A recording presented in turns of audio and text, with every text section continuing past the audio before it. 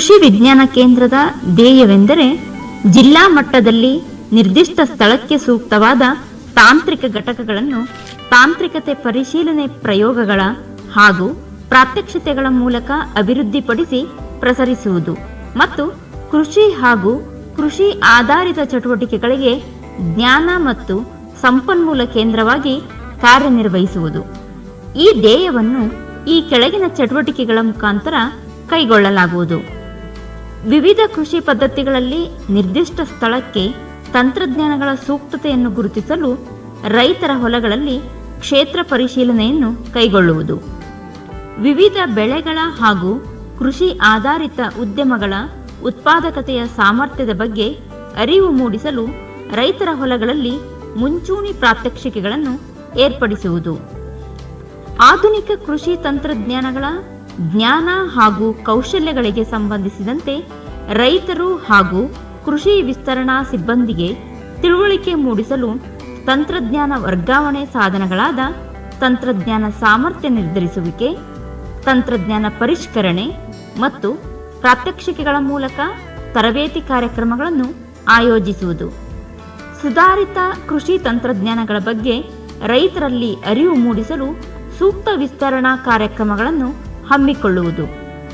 ರೈತರ ಅಗತ್ಯಕ್ಕನುಗುಣವಾಗಿ ಗುಣಮಟ್ಟದ ಬೀಜ, ಸಸಿಗಳು, ಜಾನುವಾರು ತಳಿಗಳು, ಪ್ರಾಣಿಜನ್ಯ ಉತ್ಪನ್ನಗಳು ಮತ್ತು ಜೈವಿಕ ಉತ್ಪನ್ನಗಳನ್ನು ಒದಗಿಸುವುದು. ಕೃಷಿ ತಂತ್ರಜ್ಞಾನದ ಜ್ಞಾನಾರ್ಜನೆ ಮತ್ತು ಸಂಪನ್ಮೂಲ ಕೇಂದ್ರವಾಗಿ ಸರ್ಕಾರಿ, ಸರ್ಕಾರೇತರ ಹಾಗೂ ಸ್ವಯಂ ಸೇವಾ ಸಂಸ್ಥೆಗಳಿಗೆ ಪ್ರೇರಕವಾಗಿ ಜಿಲ್ಲೆಯ ಕೃಷಿ ಆರ್ಥಿಕತೆಯ ಸುಧಾರಣೆಗಾಗಿ ಕಾರ್ಯನಿರ್ವಹಿಸುವುದು. ನಮಸ್ಕಾರ, ನಾನು ಡಾಕ್ಟರ್ ರವೀಂದ್ರ ಬೆಳ್ಳಿ, ಕೃಷಿ ವಿಸ್ತರಣಾ ಶಿಕ್ಷಣ ಕೇಂದ್ರದ ಸಹ ವಿಸ್ತರಣಾ ನಿರ್ದೇಶಕನಾಗಿ ನಾನು ಕೆಲಸವನ್ನು ನಿರ್ವಹಿಸ್ತಾ ಇದ್ದೀನಿ. ಇವತ್ತು ರೈತರು, ಅದರಲ್ಲಿ ಪರಿಶಿಷ್ಟ ವರ್ಗಕ್ಕೆ ಸೇರಿದ ರೈತರಿಗೆ ಅವರು ಮಾಡಿದಂಥ ಸಾಧನೆಯನ್ನು ವಿಶ್ವವಿದ್ಯಾಲಯದ ಮಟ್ಟದಲ್ಲಿ ದಾಖಲೀಕರಣ ಮಾಡಿ ಅವರ ಯಶೋಗಾಥೆಗಳನ್ನು ಜನರಿಗೆ ತಿಳಿಯುವ ಹಾಗೆ ಮಾಡುವ ಒಂದು ಉದ್ದೇಶದಿಂದ ಕೃಷಿ ವಿಜ್ಞಾನ ಕೇಂದ್ರದವರು ರೈತರ ಯಶೋಗಾಥೆಗಳನ್ನು ವಿಶೇಷವಾಗಿ ಪರಿಶಿಷ್ಟ ಜಾತಿ, ಪರಿಶಿಷ್ಟ ಪಂಗಡದ ರೈತರನ್ನು ಗುರುತಿಸಿ ಅವರ ಸಾಧನೆಗಳನ್ನು ದಾಖಲೀಕರಣ ಮಾಡಿಕೊಡ್ತಾ ಇರತಕ್ಕಂಥದ್ದು ಅತಿ ಸಂತಸದ ವಿಚಾರ. ಈ ಒಂದು ಹಿನ್ನೆಲೆಯೊಳಗೆ ಇವತ್ತಿನ ದಿವಸ ಈ ಒಂದು ಬಸವನ ಬಾಗೇವಾಡಿ ಹೋಬಳಿಯ ಬಳ್ಳಾವೂರು ತಾಂಡಾದ ಅನಿಲ್ ಕುಮಾರ್ ರಾಠೋಡ್ ಅನ್ನುವಂತಹ ಒಬ್ಬ ಸಣ್ಣ ರೈತ, ಆತನಿಗೆ ಇರತಕ್ಕಂಥ ಹಿಡುವಳಿ ಕೇವಲ 1.5 ಎಕರೆ. ಸೊ 1.5 ಎಕರೆ ಪ್ರದೇಶದಲ್ಲಿ ಆತ ಸಮಗ್ರ ಕೃಷಿ ಪದ್ಧತಿಯನ್ನು ಅಳವಡಿಸಿಕೊಂಡು ತನ್ನ ಆದಾಯವನ್ನು ವೃದ್ಧಿ ಮಾಡಿಕೊಂಡು ಅವನು ಸ್ವಾವಲಂಬಿ ಬದುಕನ್ನು ತನ್ನ ಕುಟುಂಬದೊಂದಿಗೆ ನಿರ್ವಹಿಸ್ತಾ ಇರೋದನ್ನು ಕಂಡ್ರೆ ಪ್ರತಿಯೊಬ್ಬರು ಕೂಡ ಇವತ್ತು ಅಚ್ಚರಿ ಪಡುವಂಥ ಒಂದು ವಿಚಾರ. 1 ಎಕರೆ ಪ್ರದೇಶದಲ್ಲಿ ಅವರು ಹಮ್ಮಿಕೊಂಡಂಥ ವಿವಿಧ ಕೃಷಿ ಚಟುವಟಿಕೆಗಳಲ್ಲಿ ತೋಟಗಾರಿಕೆ ಒಂದು ಬೆಳೆಯಾದಂಥ ಒಂದು ದ್ರಾಕ್ಷಿಯನ್ನು ಒಂದು ಎಕರೆ ಪ್ರದೇಶದಲ್ಲಿ ಹಾಕಿ ಅದರಲ್ಲಿ ಅಂತರ ಬೇಸಾಯವಾಗಿ ಮಹಾಗನಿ, ಹೆಬ್ಬೇವು, ಮೇವು ಹಾಗೂ ಇನ್ನಿತರ ಬೆಳೆಗಳನ್ನು ಮತ್ತು ಅಂತರ ಬೆಳೆಯಾಗಿ ತರಕಾರಿ ಬೆಳೆಗಳನ್ನು ಬೆಳೆಯುವುದರ ಮೂಲಕವಾಗಿ ಸುಮಾರು 2.5 ಲಕ್ಷ ಆದಾಯವನ್ನು ಪಡಿತಾ ಇದ್ದಾನೆ. ಅದೇ ರೀತಿ ಒಂದು ಕುರಿ ಸಾಕಾಣಿಕೆ ಶೆಡ್ನಲ್ಲಿ ಸುಮಾರು 50ರಿಂದ 100 ಮೇಕೆಗಳನ್ನು ಸಾಕಣೆ ಮಾಡಿಕೊಂಡು ಅದನ್ನು ಕೂಡ ವಾರ್ಷಿಕವಾಗಿ 1 ಲಕ್ಷ ಆದಾಯವನ್ನು ಗಳಿಸ್ತಾ ಇದ್ದಾನೆ. ಅದೇ ರೀತಿ ಕೋಳಿ ಸಾಕಣೆಯನ್ನು ಮಾಡಿಬಿಟ್ಟು ಕೋಳಿ ಸಾಕಣೆಯಿಂದಲೂ ಕೂಡ ಲಾಭವನ್ನು ಗಳಿಸ್ತಾ ಇದ್ದಾನೆ. ಮತ್ತು ಅದಕ್ಕೆ ಅವನಿಗೆ ನೀರು ನಿರ್ವಹಣೆಗಾಗಿ ಒಣಬೇಸಾಯದಲ್ಲಿ ಒಂದು ಕೃಷಿ ಹೊಂಡವನ್ನು ನಿರ್ಮಾಣ ಮಾಡಿಕೊಂಡಿದ್ದಾನೆ. ಒಟ್ಟಾರೆಯಾಗಿ ಎಲ್ಲ ಖರ್ಚು ವೆಚ್ಚಗಳನ್ನು ತೆಗೆದು 1 ಎಕರೆ ಪ್ರದೇಶದಲ್ಲಿ ನಿವ್ವಳವಾಗಿ ಆತ 6.5 ಲಕ್ಷ ಸಂಪಾದನೆಯನ್ನು ಮಾಡ್ತಾ ಇರೋದನ್ನು ಇತರೆ ರೈತರು ಗಮನಿಸಲೇಬೇಕು, ಅನುಸರಿಸಲೇಬೇಕು. ಆ ಒಂದು ಹಿನ್ನೆಲೆಯೊಳಗೆ ಇವತ್ತು ಆ ರೈತನ ಯಶೋಗಾಥೆಯನ್ನು ನಮ್ಮ ಕೃಷಿ ವಿಜ್ಞಾನ ಕೇಂದ್ರದವರು ದಾಖಲೀಕರಿಸಿಕೊಂಡು ಅದನ್ನು ಇತರೆ ರೈತರಿಗೂ ಕೂಡ ಮಾದರಿಯಾಗಿ ಇಟ್ಕೊಂಡು ಈ ರೀತಿಯಾಗಿ ಒಬ್ಬ ರೈತ ಕಡಿಮೆ ಜಮೀನನ್ನು ಹೊಂದಿದ್ದರೂ ಕೂಡ ಆತ ಕೃಷಿಯಲ್ಲಿ ಪ್ರಯತ್ನ ಪಟ್ಟರೆ ನಿಶ್ಚಿತವಾಗಿಯೂ ಕೂಡ ಆ ಕೃಷಿಯನ್ನು ಲಾಭದಾಯಕವಾಗಿ ಮಾಡಿಕೊಳ್ಳಬಹುದು.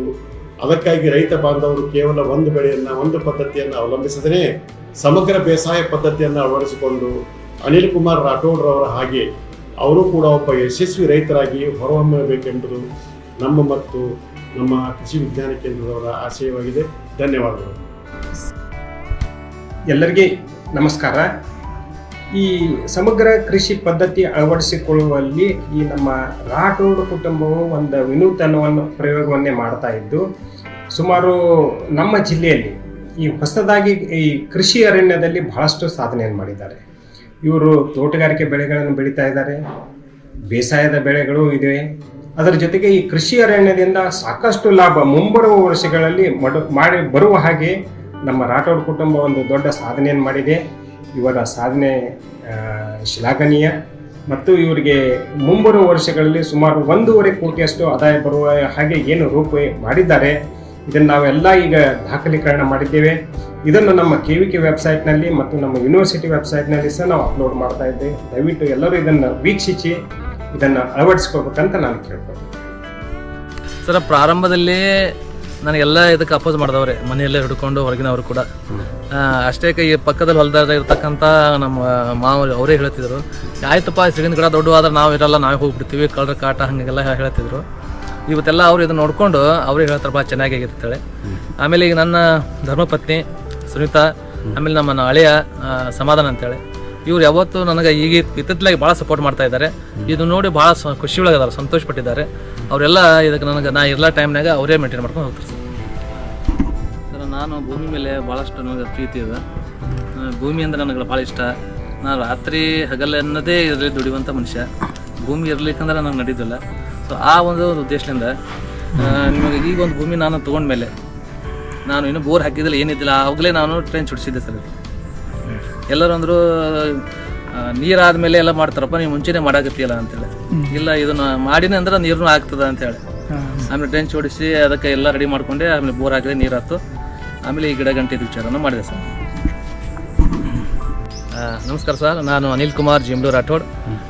ಬಸವನಬಾಗೇಡು ತಾಲೂಕಿನ ಈ ಬಳ್ಳಾವರ ಗ್ರಾಮದಲ್ಲಿ ನಾವು 1.5 ಎಕರೆ ಒಂದು ಜಮೀನಲ್ಲಿ 50 ಅರಣ್ಯ ಆಧಾರಿತ ತೋಟಗಾರಿಕೆ ಒಂದು ಸಮಗ್ರ ಒಂದು ಬೇಸಾಯ ಕ್ರಮವನ್ನು 1.5 ಎಕರೆಯಲ್ಲೇ ಮಾಡಿದ್ದೇನೆ ಸರ್ ನಾನು. ಇದು ಒಂದು ಉತ್ತಮ ನಿರ್ದೇಶನ ಕೃಷಿಗೆ ಅಂತ ಹೇಳ್ಬೋದು. ಎಲ್ಲರೂ ಕೂಡ ಮಾಡ್ಬೋದು. ಯಾಕೆ ಭಾಳಷ್ಟು ಜನ ಹೆಚ್ಚಿಗೆ ಭೂಮಿ ಇದ್ದರೂ ಕೂಡ ಮನಸ್ಸು ಮಾಡಲ್ಲ. ಯಾಕೆ ಮಾಡಲ್ಲ ಅಂತಂದ್ರೆ, ಇದು ಗಿಡ ಬೆಳೆಸೀವಿ, ಯಾವಾಗ ಬರುತ್ತೆ ರೇಟು ಏನು ಅಂಥೇಳಿ ಒಂದು ಅವರಲ್ಲಿ ಒಂದು ಇದ್ರ ಬಗ್ಗೆ ಅಷ್ಟು ನಾಲೆಜ್ ಇರೋದಿಲ್ಲ.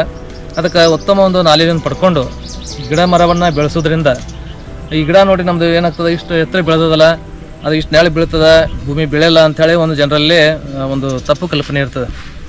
ಅದಕ್ಕೆ ನಾವು ಏನು ಮಾಡಬೇಕು, ಇಷ್ಟೆಲ್ಲ ಎತ್ತರ ಗಿಡ ಬೆಳೆದಂದ್ರೆ ಅದು ಅಷ್ಟು ಅದ್ರ ಹಣನೇ ಇದೆ ಸರ್ ಅದರಲ್ಲಿ. ಈಗ ಶ್ರೀಗಂಧದ ಆದರೆ ಒಂದು ಗಿಡದಲ್ಲಿ ಬೆಳೀತಂದ್ರೆ ಅದು ನಮಗೊಂದು 10-15 ವರ್ಷಕ್ಕೆ 1 ಲಕ್ಷ ರೂಪಾಯಿ ಆಗುತ್ತೆ. ಈ ಮಾಗಿನ ಗಿಡ ಬೆಳೆಸಿದ್ದೇವೆ ಅಂದ್ರೆ ಒಂದು 20,000 ಥರ ಒಂದು ಗಿಡದಲ್ಲಿ ಬರುತ್ತೆ ಸರ್ ನಮಗೆ. ಹೀಗಾಗಿ ಈ ಅರಣ್ಯ ಕೃಷಿಯನ್ನು ಮಾಡೋದ್ರಿಂದ ಒಂದು ಡಿಪಾಸಿಟ್ ಸರ್ ಬರುವಂಥ ದಿನಮಾನದಲ್ಲಿ ನಾವು ಒಂದು ಪಾಲಿಸಿ ಮಾಡಿವಂತ ಅರ್ಥ. ಅದು ಲೇಬರ್ ಪ್ರಾಬ್ಲಮ್ ಅಂತೀರಿ. ಲೇಬರ್ ಪ್ರಾಬ್ಲಮ್ ಸಂಬಂಧ ನೀವು ಕೃಷಿ ಯಂತ್ರೋಪಕರಣಗಳನ್ನು ಯಾವ್ಯಾವ ಇಲ್ಲಿ ಉಪಯೋಗ ಮಾಡ್ತೀರಿ ತಮ್ಮ ಹೊಲಕ್ಕೆ? ಸರ್, ನಾವು ಕೃಷಿ ಅಂತಂದ್ರೆ ಇಲ್ಲಿ ನಾವು ಕಳೆ ನಾಶಕವಾಗಿ ನಮ್ಮ ಟಿಲ್ಲರ್ ಮಷಿನ್ ಇದೆ ಸರ್. ಅದನ್ನು ನಾವೇನು ಮಾಡೋದು, ನಾವೇ ನಡೆಸ್ತೀವಿ. ಅದನ್ನು ವಾರಕ್ಕೊಂದ್ಸಲ ಏನಾದ ಕಳೆಯನ್ನು ತೆಗಿತೀವಿ. ಹೀಗಾಗಿ ನಮ್ಮ ಲೇಬರ್ ಸಮಸ್ಯೆ ಬರುತ್ತೆ ಸರ್. ಆಮೇಲೆ ಈಗ ನಾವು ಈ ಒಂದು ಅರಣ್ಯ ಕೃಷಿ ಮಾಡಿದ ಉದ್ದೇಶನೇ ಅದೇ, ಬರೋ ದಿನಮಾನದಲ್ಲಿ ನಮ್ಗೆ ಲೇಬರ್ ಸಮಸ್ಯೆ ಆಗಬಾರ್ದು. ಲೇಬರ್ ನಮಗೆಲ್ಲಂದು ನಾವು ಮಾಡ್ಕೊಳ್ಳೋ ಒಂದ್ಸಲ ನಾವು ಗಿಡವನ್ನು ಹಚ್ಚಿಬಿಟ್ರೆ ಒಂದು 10-15 ವರ್ಷ ನಾವು ನಿಶ್ಚಿಂತವಾಗಿರ್ತೀವಿ. ನಾವು ಏನು ಖರ್ಚಿನ ಇರೋದು ಸರ್. ಏನೋ ದ್ರಾಕ್ಷಿ ಅದ, ನಮ್ಗೆ ಇದರ ಇಳುವರಿ ಕಡಿಮೆ ಆಯಿತು, ಇದು ರೇಟ್ ಕಡಿಮೆ ಆದರೂ ಕೂಡ ಅದರ ರೇಟ್ ನಾವು ಹೆಚ್ಚಾಕೋತ ಹೋಗ್ತಾರೆ. ಶ್ರೀಗಂಧದ ಆಯಿತು, ಆಮೇಲೆ ಮಹಾಗನಿ ಗಿಡದ್ದು. ಆಮೇಲೆ ಈಗ ಅದನ್ನು ಹೇಳ್ದಂಗೆ ಇನ್ನೂ 4 ವರ್ಷಕ್ಕೆ ಅದು ಆಗುವ ಕಾಯಿಗೂ ಬೆಲೆ ಒಂದು ವರ್ಷಕ್ಕೆ ಒಂದು 50,000 ರೂಪಾಯಿ ಆದಾಯ ಬರ್ತದೆ ಸರ್. ಆಮೇಲೆ ಅದು ಕಾರ್ಬನ್ ಕ್ರೆಡಿಟ್ ಅಂತೇಳಿ ಅದೊಂದು 50,000 ಬರುತ್ತೆ. ಒಂದು 1.5 ಎಕರೆಯಲ್ಲಿ 1 ಲಕ್ಷ ರೂಪಾಯಿ ನಮಗೆ ಈ ರೀತಿ ಆದಾಯ ಬರುತ್ತೆ. ನಮ್ಮ ಇದರಲ್ಲಿ ಒಂದು 50,000 ರೂಪಾಯಿ ನಮ್ಮ ದ್ರಾಕ್ಷಿ ಕಡಿಮೆ ಆದಾಯ ಬಂದರೂ ಏನು ಚಿಂತೆ ಅಲ್ಲ. ಈಗ 1.5 ಎಕರೆಯಲ್ಲಿ ಒಂದು ವರ್ಷಕ್ಕೆ ನಾವು ಮಿನಿಮಮ್ ಒಂದು ಎವರೇಜ್ ಆಗಿ ನೋಡಿದಾಗ ಒಂದು 3 ಲಕ್ಷ ಈ ದ್ರಾಕ್ಷಿಯಿಂದ ಬರುತ್ತೆ ಸರ್.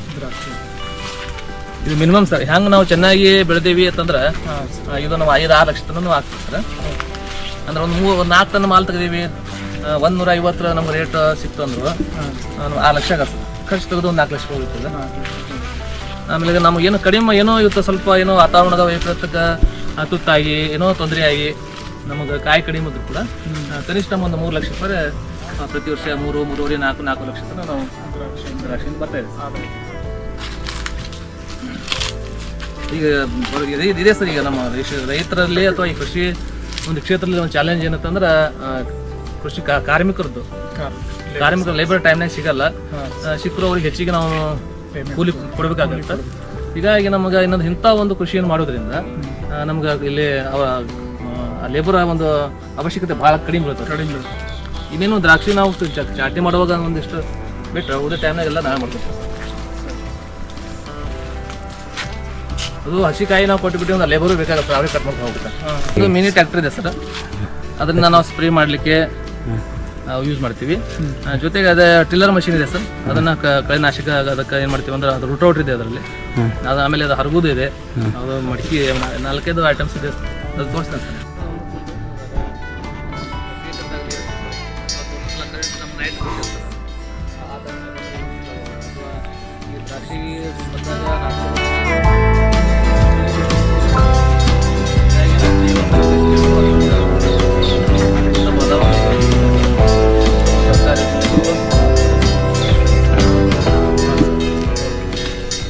ಎಷ್ಟು ನೀರು ಸಂಗ್ರಹಣೆ ಆಗ್ತದೆ ಸರ್? ಅಂದಾಗಿ ಒಂದು ನಮ್ಮ ಕರೆಂಟ್ ಸ್ಟಾರ್ಟ್ ಆಗಿಂದ ಒಂದು 10 ತಾಸು ನೀರು ಸಿಗ್ತದೆ ಸರ್. ಇದು ಇದು ಎಷ್ಟು ಲೀಟ್ರ್ ಅಂತಂದ್ರೆ ಅಂದಾಜು ಒಂದು ನಮಗೊಂದು 20,000 ಲೀಟ್ರ್ ಅಷ್ಟು ನೀರು ಸ್ಟಾಕ್ ಆಗುತ್ತೆ ಸರ್.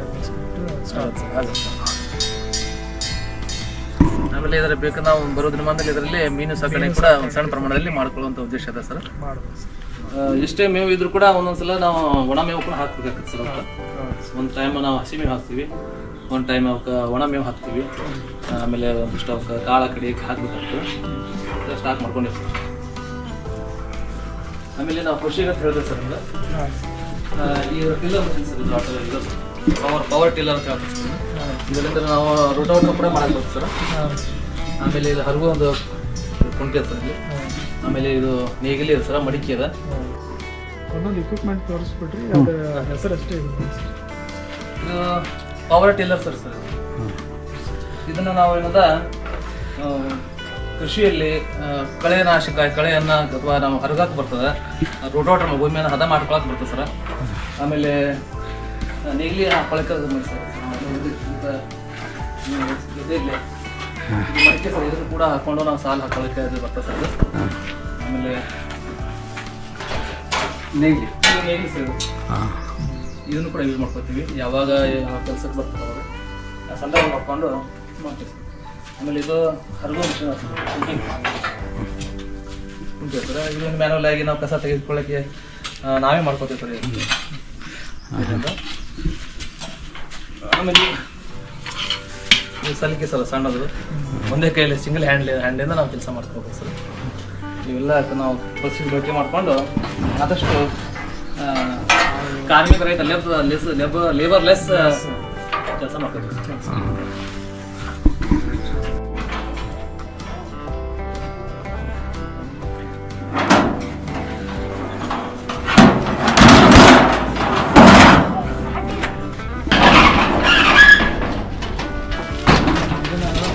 ಸ್ಟಾಕ್ ಮಾಡ್ತೇವೆ. ಹಿಂಗೊಂದು 30 ಫೂಟ್ ಅದ, ಹಿಂಗೊಂದು 16 ಫೂಟ್ ಸರ್. ಇದು ಸ್ಟಾಕ್ ಮಾಡ್ಕೊಂಡು ಒಂದು ವರ್ಷಕ್ಕೆ ನಮ್ಮ ಒಂದು 100 ಆಕಳ ಹಿಡ್ಕೊಂಡು ಕುರಿ ಮರಿ ಏನೆಲ್ಲ 100 ಬೇಕಂದ್ರೆ ನಾವು ಒಂದು ವರ್ಷ ಮೇಯಿಸ್ಬೋದು. ಜೊತೆಗೆ ನಾವು ಹಸಿ ಮೇವು ಕೂಡ ಹಾಕೊಂಡಿರ್ತೀವಿ. ಆಮೇಲೆ ಇದು ಯಾವ ಸಂದರ್ಭದಾಗ ನೀವು ಕಲೆಕ್ಟ್ ಮಾಡ್ತೀರಿ, ಏನೇನು ಕಲೆಕ್ಟ್ ಮಾಡ್ತೀರಿ, ಇದ್ರ ಜೊತೆ ಯಾವ್ಯಾವ ಮೇವು ಮಿಕ್ಸ್ ಮಾಡ್ತೀರಿ ಸರ್? ಇದನ್ನ ಏನದಲ್ಲ, ಈಗ ತೊಗರಿ ರಾಶಿ ಬರೋ ಸಂದರ್ಭದಲ್ಲಿ ಅವಾಗ ಸಿಗತ್ತೆ, ತೊಗರಿ ಹೊಟ್ಟು ಸಿಗತ್ತೆ ನಮ್ಗೆ ಸಿಗೋದು. ಆಮೇಲೆ ಕಡಲೆ ಹೊಟ್ಟು ಸಿಗತ್ತೆ ಸರ್, ಈಗ ಇನ್ನೊಂದು 6 ಅದು ಸಿಗುತ್ತೆ ನಮ್ಗೆ ಕಡಲೆ ಹೊಟ್ಟು. ಇದು ಆಮೇಲೆ ಶೇಂಗಾ ಹಿಟ್ಟು ಸಿಗೋದು ನಮ್ಗೆ ರೇರ್. ಆದ್ರೆ ಇದಷ್ಟು ಮಿಕ್ಸ್ ಮಾಡ್ಕೊಂಡು ಜೊತೆಗೆ ಹಸಿ ಮೇವು ಕೂಡ ಒಂದು ಹಾಕ್ತೀವಿ ಸರ್ ನಾವು. ಆಮೇಲೆ ಯಾವ ಪ್ರಮಾಣದಲ್ಲಿ ನೀವು ಹಾಕ್ತೀರಿ? ಇದು ಡ್ರೈ ಇರ್ತೈತಿ ಹಸಿ ಮೇವು, ಏನು ಎರಡು ಮಿಕ್ಸ್ ಮಾಡಿ ಹಾಕ್ತಿರೋ ಅಥವಾ ಅದು ಒಂದು ಟೈಮ್ ಇದೊಂದು ಟೈಮ್ ಇದೊಂದು ಟೈಮ್ ಹಾಕ್ತೀವಿ ಸರ್. ಅವು ಎಷ್ಟು ತಿಂತಾವ ನೋಡ್ಕೊಂಡು ಹಾಕ್ತೀವಿ ಸರ್ ನಾವು. ಅವು ಎಷ್ಟು ತಿಂತಾವ ಅದ್ರ ಮೇಲೆ ಹಾಕ್ತೀವಿ. ಇದು ನಮ್ಮದು ಪಕ್ಕ ಪೂರಾ ಒಂದೇ ರೀತಿ ಒಂದು ಒಳಗಡೆನೆ ಅಂತಲ್ಲ, ಒಂದ್ಸಲ ನಾವು ಹೊರಗೂ ಕೂಡ ಬಿಡ್ತೀವಿ ಸರ್. ಅವ್ರು ಮೇಯಿಸಿ ಬಿಡ್ತೀವಿ, ಅದಕ್ಕೆ ಎಷ್ಟು ಬೇಕು ಆ ಸಮಯ ನೋಡ್ಕೊಂಡು ಹಾಕ್ತೀವಿ. ಸರ್ ಇದು ಶೈಲೇಜ್ ಬ್ಲಾಕ್ ಸರ್, ಇದು ಏನದ ರಸಮೇವು ಅಂತೇಳಿ. ನಾವು ಒಂದ್ಸಲ ಏನು ಮಾಡ್ತೀವಿ ಅಂತಂದ್ರೆ ಹಸಿ ಮೇವು ಇದ್ದಾಗ ಅದನ್ನು ಕತ್ತರಿಸಿ ಇದರಲ್ಲಿ ತುಂಬಿಡ್ತೀವಿ ಸರ್. ಇದು ನಮಗೇನಾಗ್ತದೆ ಅಂದ್ರೆ ಮೇವು ಸಿಗದೇ ಇದ್ದಾಗ ಅಂಥ ಸಂದರ್ಭದಲ್ಲಿ ಇದನ್ನು ಬಳಕೆ ಮಾಡ್ತೀವಿ ಸರ್. ಇದು ಮಾಡೋ ವಿಧಾನ ಹೆಂಗೆ ಸ್ವಲ್ಪ ವಿವರವಾಗಿ ಹೇಳ್ರಿ ಸರ್. ಇದನ್ನು ಚಾಪ್ ಕಟ್ಟೋದು ಬರುತ್ತೆ ಸರ್. ಹಸಿ ಮೇವು ತಂದ್ರೆ ಅದನ್ನು ಸಣ್ಣಗೆ ಪುಡಿ ಕಟ್ ಮಾಡಿ ಅದರ ಪೌಡರ್ ಸಿಗುತ್ತೆ ಸರ್. ಅದನ್ನು ಪೌಡರ್ ಸಿಗುತ್ತೆ ಸರ್. ಅದಕ್ಕಂತ ಅದನ್ನು ಸಿಂಪಡಣೆ ಮಾಡಿ ಒತ್ತಿ ಏನಾರ ತುಂಬಿ ಒಂದ್ಸಲ ಬಿಟ್ಬಿಟ್ಟು ಅಂದ್ರೆ ಮುಗಿಸ್ತದೆ. ಅಂದ್ರೆ ಸ್ವಲ್ಪ ಉಪ್ಪು ನೀರು ಹಾಕಿ ಎಷ್ಟು ಅವಧಿವರೆಗೆ ಬಿಡಬೇಕು ಅದನ್ನು? ಇದು ಪೂರಾ ಒಂದು ವರ್ಷ ಮಟ್ಟ ನಡೀತದೆ ಸರ್. ಒಂದು ವರ್ಷ ತನಕ ಯೂಸ್ ಮಾಡ್ಬೋದು ಸರ್ ನಾವು ಅದನ್ನು. ನಮ್ಗೆ ಯಾವಾಗ ಅಂತಂದ್ರೆ ಎಲ್ಲಿ ನಮ್ಗೆ ಯಾವಾಗ ಹೊರಗಿನ ಒಂದು ಇದು ಮೇವು ಸಿಗೋದಲ್ಲ ಅಂತ ಸಂದರ್ಭದಲ್ಲಿ ಇದನ್ನು ಮಾಡ್ತೀವಿ ಸರ್.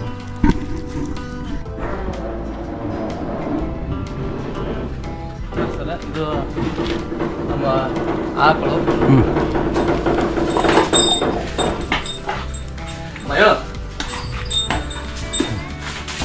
ಇದು ಹೆಸರು ಗೌರಿ ಅಂತ.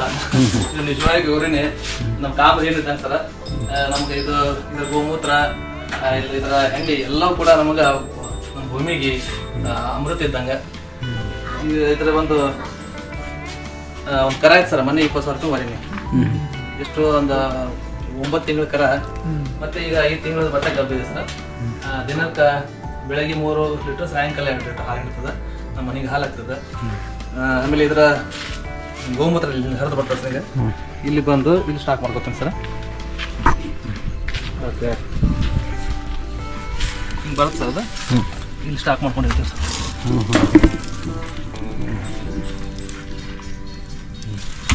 ಇಲ್ಲಿ ಸ್ಟಾಕ್ ಮಾಡಿಕೊಂಡು ಇದನ್ನು ಮತ್ತೆ ಒಂದು ಬ್ಯಾರಲ್ಲಿ ಹಾಕೊಂಡು ಜೀವಾಮೃತ ಮಾಡಿ ಬೆಳಿಗ್ಗೆ ಹಾಕ್ಬಿಡ್ತೀವಿ ಸರ್. ಆಮೇಲೆ ಇವು 2 ಏನದವ ಸರ್, ಎರೆಹುಳ ಕತ್ತೆ ಮಾಡ್ತೀವಿ ಸರ್.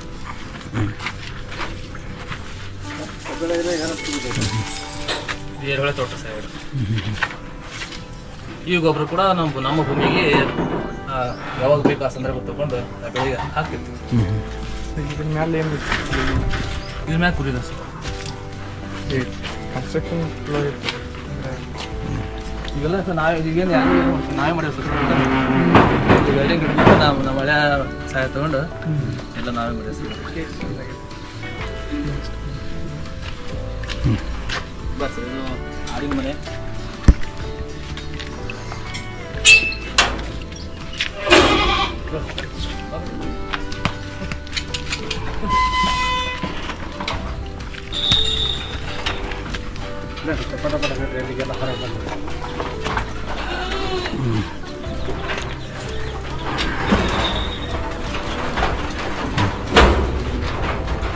ಅಂದಾಜು ಯಾವ ತಳಿ ಆಡುಗಳನ್ನು ಸಾಕ್ತಾರೆ? ಸರ್ ಇವು ನಮ್ಮ ಲೋಕಲ್ ಇದಾವೆ ಸರ್. ನಮ್ಮ ಸ್ಥಳೀಯವಾಗಿ ಏನದಾವ ಸರ್, ಅದೇ ನಮ್ಮ ತಳಿಗಳು ಚೆನ್ನಾಗಿದೆ ಸರ್. ಒಂದ್ಸಲಕ್ಕೆ 2 ಮರಿ ಹಾಕ್ತಾವೆ ರೀ. ಒಂದು 10 ಆಡು ಅಂದಾಜು ಒಂದು 10 ಆಡು ಸರ್. ಒಂದು ಆಡಿಂದ 2 ಮರಿ ವರ್ಷದಾಗ 2 ಸಲ ಇರ್ತಾವೆ ರೀ. ನಮ್ಗೆ ಒಂದಿಷ್ಟು ಮರಿಗಳು ಏನೋ ಯಾವುದೋ ಕಾರಣದಿಂದ ಮರಿಗಳು ಸತ್ರು ಕೂಡ 1-2 ಸತ್ರು ಕೂಡ 5 ತಿಂಗಳ ಮರಿ ಅದ ಒಂದು ವರ್ಷದಲ್ಲಿ ಸುಮಾರು ಒಂದು 30 ಮರಿ ಸಿಗುತ್ತೆ ಸರ್. ನಾವು ಎವರೇಜ್ ಒಂದು 5,000 ರೂಪಾಯಿ ಹಿಡಿದ್ರು ಒಂದು 1,000 ರೂಪಾಯಿ ನಾವು ಮಾಡ್ತೀವಿ ಸರ್. ಒಂದು ವರ್ಷಕ್ಕೆ. ಆಮೇಲೆ ನಾವು ಹೊರಗಿಂದ ಕೂಡ ಕುರಿ ಮರಿ ಗಂಡು ಟಗರು ಮರಿ ಅಂತ ಸಾಕ್ತೀವಿ. ಅವು ನಾವು ಒಂದು 6 ತಿಂಗಳು ಒಂದ್ಸಲ ತೆಗಿತೀವಿ ಸರ್. ಇದಕ್ಕೆ ಇದ್ರಾಗ ಒಂದು 50 ಇಡ್ತಾರೆ. ಆಡಿದ್ರಿಂದ ಇಲ್ಲ ಕೆಲಸ ಕೆಳಗಡೆ ಎಲ್ಲ ಹಾಕ್ತೀವಿ. ಅವು ನಮ್ಗೆ ನಮ್ಮ ಕೆಪಾಸಿಟಿ ತಕ್ಕಂತ ನಾವು ನೋಡ್ಕೊಂಡು ತರ್ತೀವಿ ಸರ್. ಒಮ್ಮೆ 25 ತರ್ತೀವಿ, ಒಂದು 6 ತಿಂಗಳು ಬಿಟ್ಟು ಮಾರಿ ಮತ್ತು ಒಂದು 50 ತರ್ತೀವಿ. 100 ದಾಟಿಲ್ಲ ಸರ್. 100 ಒಳಗೆ ಮಾಡೀವಿ. 25 ಹಿಡ್ಕೊಂಡು ಒಂದು 30 ಮಾಡೀವಿ ಸರ್. ಉತ್ತಮ ಲಾಭ ಸರ್ ಮಾಡ್ಕೊಂಡು ರೈತರಿಗೆ.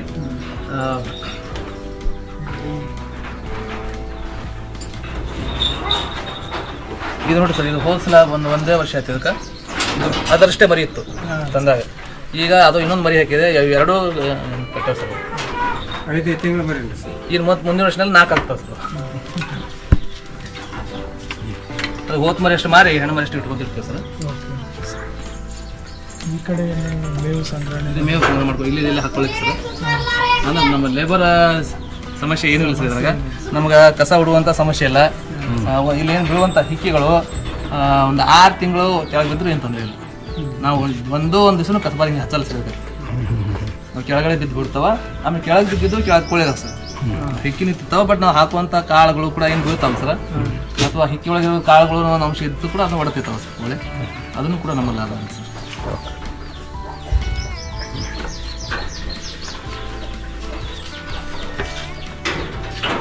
ಏನು ಹಾಕ್ಬಿಟ್ರಿ ಅಂತ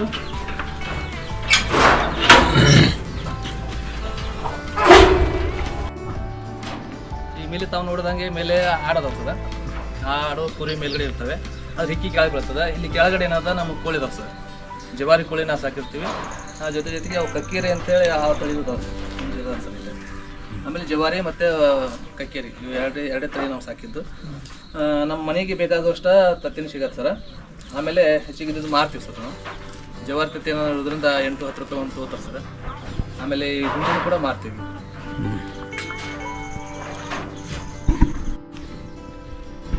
ಸರ್ ತಾವು ಇಲ್ಲಿ ತಮ್ಮ ಒಂದು ಚಿಕ್ಕದಾದಂಥ ಒಂದು ಹೊಲದಲ್ಲಿ ಅಂದರೆ 1.5 ಎಕರೆಯಲ್ಲಿ ತಾವು ಇಷ್ಟೆಲ್ಲ ಒಂದು ಸಮಗ್ರ ಕೃಷಿ ಮತ್ತು ಅರಣ್ಯ ಕೃಷಿಯನ್ನು ಮಾಡಿದ್ದೀರಿ, ಮತ್ತು ಇಷ್ಟೆಲ್ಲ ಮಾಡಿ ತಾವು ಸಕ್ಸಸ್ ಆಗ್ತಾ ಇದ್ದೀರಿ. ತಾವು ರೈತರಿಗೆ ಏನು ಸಂದೇಶ ಹೇಳಬೇಕಂತ ಮಾಡಿದ್ದೀರಿ? ಪ್ರಶ್ನೆ ಭಾಳ ಉತ್ತಮವಾಗಿದ್ವು. ಯಾಕಂದರೆ ನಾವು ಇವತ್ತಿನ ದಿನಮಾನದಲ್ಲಿ ನಾವು ನಮಗಾಗಿ ಬದುಕುವಂಥ ಒಂದು ವಾತಾವರಣ ನೋಡ್ತಾ ಇದ್ದೀವಿ ಸರ್. ಇವತ್ತಿನ ದಿನಮಾನದಲ್ಲಿ ನಾವು ಪ್ರತಿಯೊಬ್ಬರು ನಾವೇನು ವಿಚಾರ ಮಾಡ್ತೀವಿ ಅಂದ್ರೆ ನಮ್ಮದು ಸ್ವಾರ್ಥಕ್ಕಾಗಿ ವಿಚಾರ ಮಾಡ್ತಕ್ಕಂಥದ್ದು ನಾವು ನೋಡ್ತಾ ಇದ್ದೀವಿ. ಆದರೆ ರೈತರಲ್ಲಿ ಒಂದು ನನ್ನ ವಿನಂತಿ ಏನು ಅಂತಂದರೆ, ಅವರಲ್ಲಿ ನನ್ನ ಒಂದು ವಿಚಾರ ಏನು ಹೇಳ್ಬೇಕಂದ್ರೆ, ಈಗ ನನ್ನಂಗೆ ಕಡಿಮೆ ಜಮೀನು ಇದ್ದು ಹೇಗೆ ನಮ್ಮ ಉತ್ತಮ ಬದುಕನ್ನು ಕಟ್ಕೋಬೋದು ಅಲ್ಲಿಗೆ ನಾನು ಒಂದು ಪ್ರಯತ್ನ ಮಾಡ್ತಾ ಇದ್ದೇನೆ. ಈಗ ಈ ಹೊಲ ತಂದಲ್ಲಿ ಅದೊಂದು ಪ್ರಯೋಗಶಾಲೆ, ಅದು ಪ್ರತಿಯೊಬ್ಬ ಕ್ಷಣ ನಮಗೆ ಲಾಭನೇ ಆಗ್ಬೇಕಂತ ಏನಿರೋದಿಲ್ಲ. ಕೆಲವೊಂದು ಸಲ ನಾವು ಲುಕ್ಸಾನ್ ಕೂಡ ಆಗ್ತಿರ್ತದೆ, ನಷ್ಟ ಕೂಡ ಆಗ್ತಿರ್ತದೆ. ಅದಾಗ ಕೂಡ ಅದರಲ್ಲೇ ನಾವು ಮುಂದಿನ ದಿನಮಾನದಲ್ಲಿ ಭವಿಷ್ಯವನ್ನು ನಾವು ಕಟ್ಕೋಬೇಕಾಗಿರ್ತದೆ.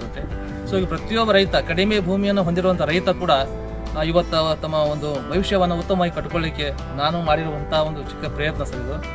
ಅದು ಏನಂತಂದ್ರೆ, ನನ್ನಲ್ಲಿ ಒಂದು 10 ಆಡವ ಸರ್.